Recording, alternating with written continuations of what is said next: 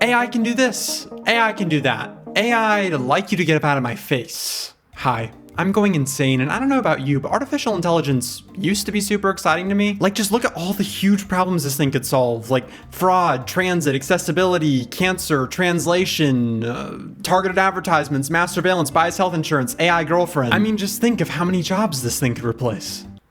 Wait a second, that's not good. Hey, chat. Yes. Rewrite the script for me. AI has been on a generational run in the 2020s. Just in the past few years, something that's biggest use was poorly vacuuming your house is now desperately trying to replace doctors, lawyers, and your friends. And I don't know about you, but I don't really want Starbucks to generate a new drink for me with ChatGPT.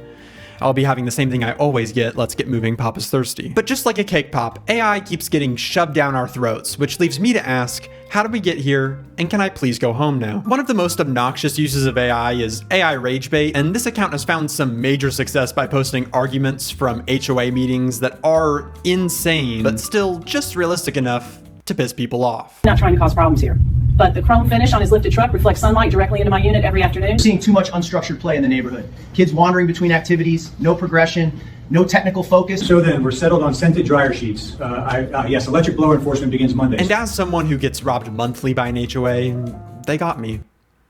I'm mad because it is getting significantly harder to tell that this is not real. Like, to the young AI trained eye, you might notice that this guy doesn't blink at all, or the speed or pauses between speech just don't feel natural. Sight lines also feel kind of off, patterns on clothes glitch or change, or he's holding that straw like a pin and it falls in a way that kind of defies gravity. And AI is kinda in the name, but the guy who runs this page said in an interview that his audience leans mostly older.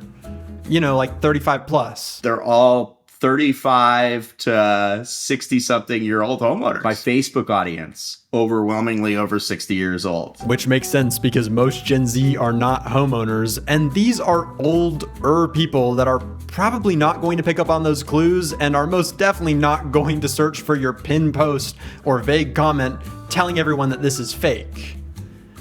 Or sorry, satire. That word is doing a lot of heavy lifting here. I always agree with people too. I mean, I'm clear about that it's satire. I'm clear that it's AI. Yeah, I'm gonna go out on a limb here and say no.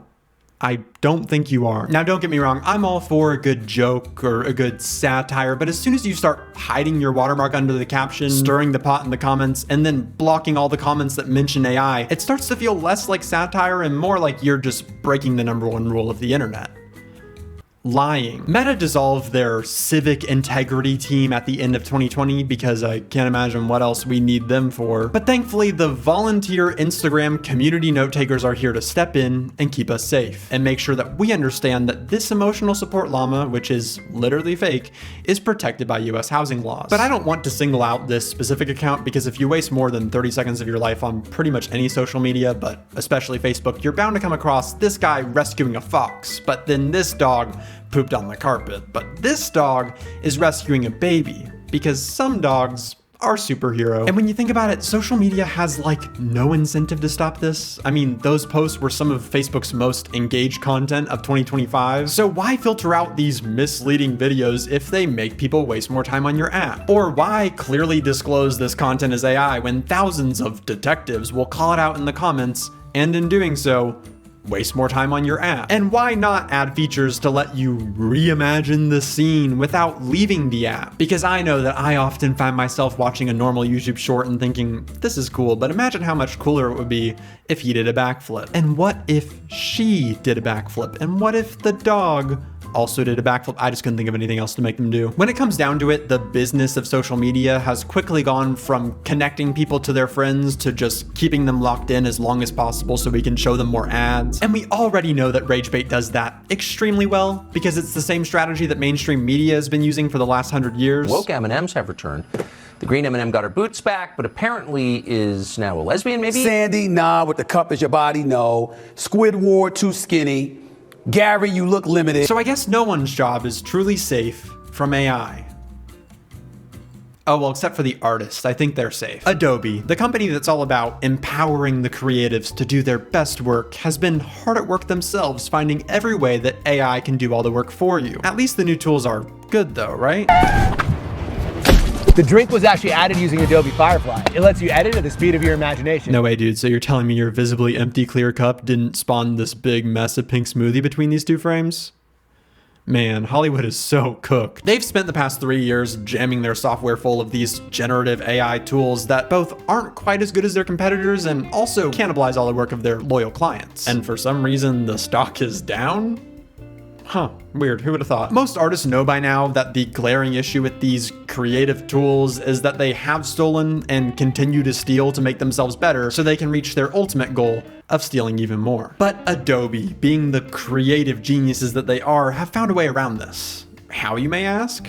By just changing the terms of what it means to steal, of course. So now that looks like paying creatives literal cents to train off of their human created work to let AI generate and flood their own marketplace with some of the most flat, boring slop. And this is completely ignoring the fact that some of that licensed training data was generated by other AI tools that don't even pretend to care about ethics. Adobe says it was about 5%, Bloomberg says 14%, but either way, maybe not quite as ethical as they say it is. And they've somehow mustered up the gall to charge $80 for a license to this. But let's hear why this is all a good thing from one of their ambassadors. I trained AI on my creative brain. Spoiler alert, AI isn't replacing us. It's learning how we see so it can try and replace us. As a creative, my real value isn't just the things I make, it's how I see things. So I wanted to test something. What if my style could generate itself? Then it would no longer be your style. Then she goes on to explain how you can train AI off your own work with Adobe Firefly, and I guess that seems okay because with this specific tool, the only person you're stealing from is yourself. Oh, and all those other artists, but they got fairly compensated, so that's cool. But let's check out one of her posts from a few months before that Adobe money hit. I designed a full client poster using ChatGPT. No template, no image reference, just prompts and strategy.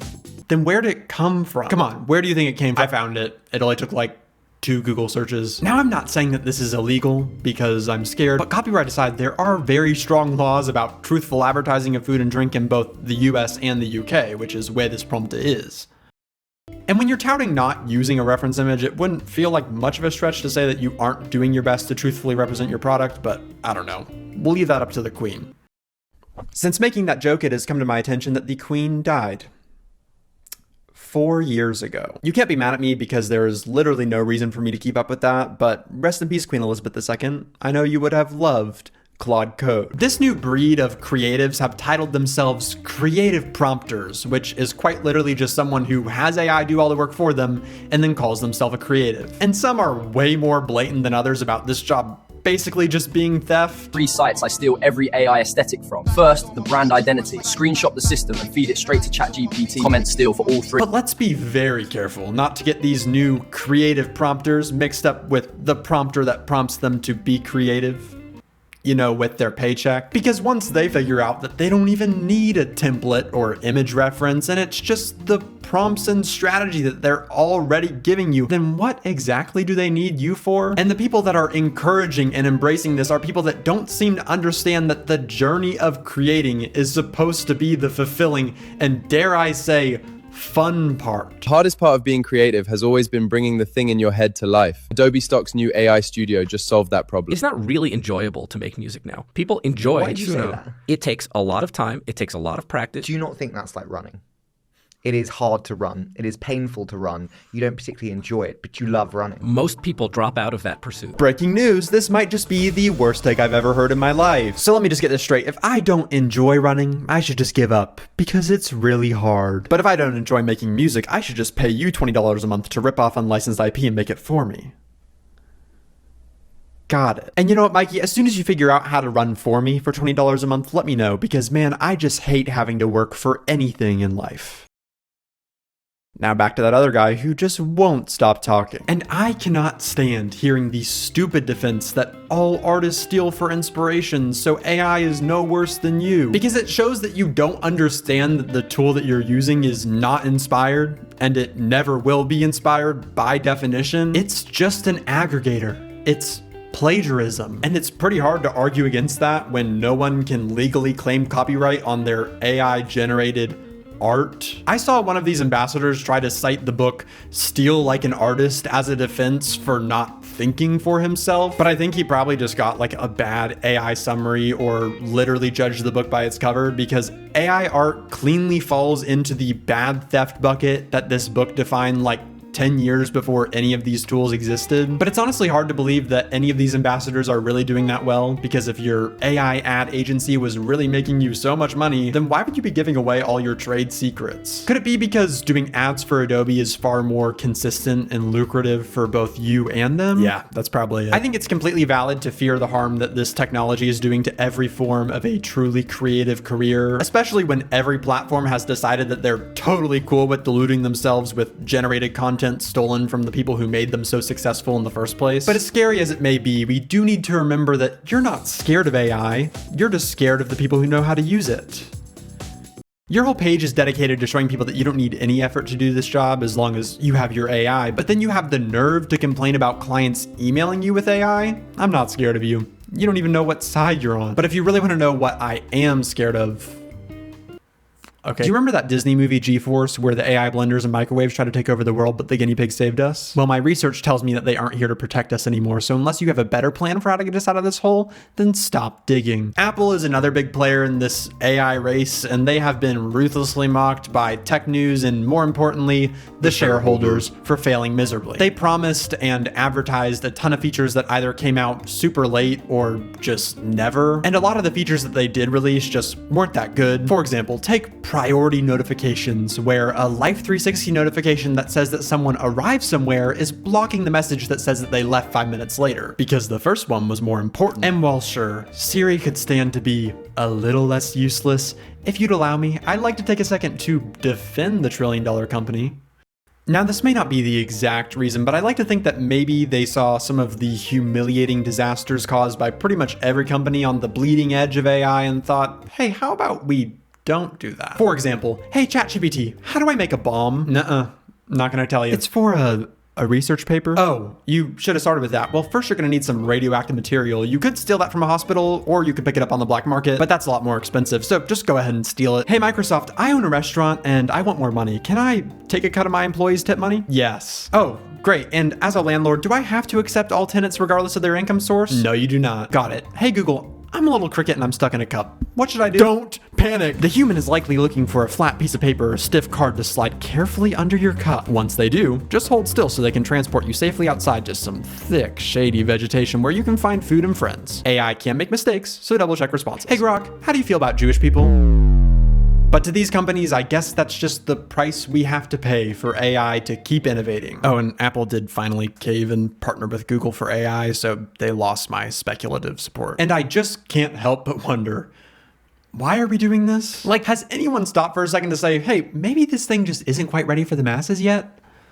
Oh, the leaders of the AI companies themselves have? There's young people who just say like, I can't make any decision in my life without telling ChatGPT everything that's going on. It knows me, it knows my friends, I'm gonna do whatever it says. That feels really bad to me. You've said AI could wipe out half of all entry-level white-collar jobs and spike unemployment to 10 to 20% in the next 1 to 5 years. Yes, that is the future we could see if we don't become aware of this problem now. When you look at how AI has progressed, are you more or less worried about it? I'm probably more worried. This is the category where the models kind of accidentally take over the world. Hey, you guys realize that you're kind of in charge over there? Like, you could try and fix that, unless you just don't know how to. Do you know what's going on inside the mind of AI?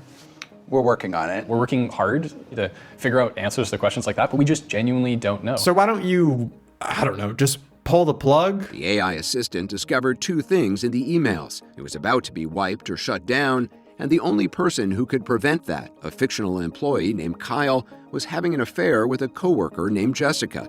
Right away, the AI decided to blackmail Kyle. Oh. Okay. Our new AI is so dangerous that we really need to make sure that it doesn't get into the wrong hands.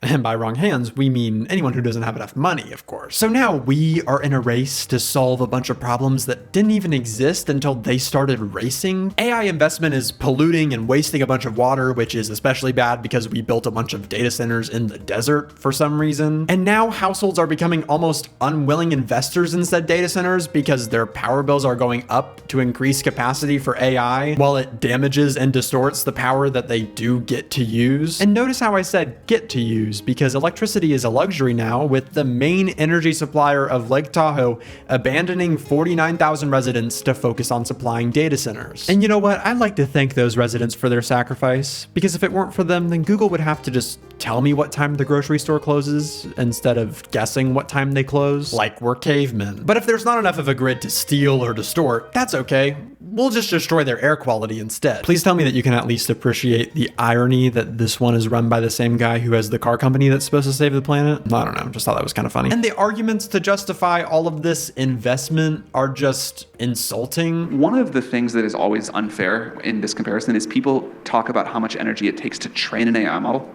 But it also takes a lot of energy to train a human. It takes like 20 years of life and all of the food you eat during that time before you get smart. Ah, yes, my value as a human is equal to some graphics cards and hard drives, which when you think about it, could be taken as a compliment because AI has also made those insanely expensive. And all this has me thinking, wasn't this thing supposed to serve us? Because for something that was supposed to serve us, we sure do seem to be losing a lot for it to keep growing. I won't lie, I was super optimistic about this technology a few years ago, but just like everyone else, I'm quickly realizing that AI will worsen creativity, relationships, decision-making, and problem solving. We are more concerned about our increased use of AI, and we think it's important to be able to tell what is or isn't made by AI, but we are losing the confidence that we can. So many people are calling for it to be regulated. The Pope is calling for us to disarm it. We have commencement speakers trying to shoehorn AI into their speeches only to get booed off stage. Artificial intelligence is the next industrial revolution.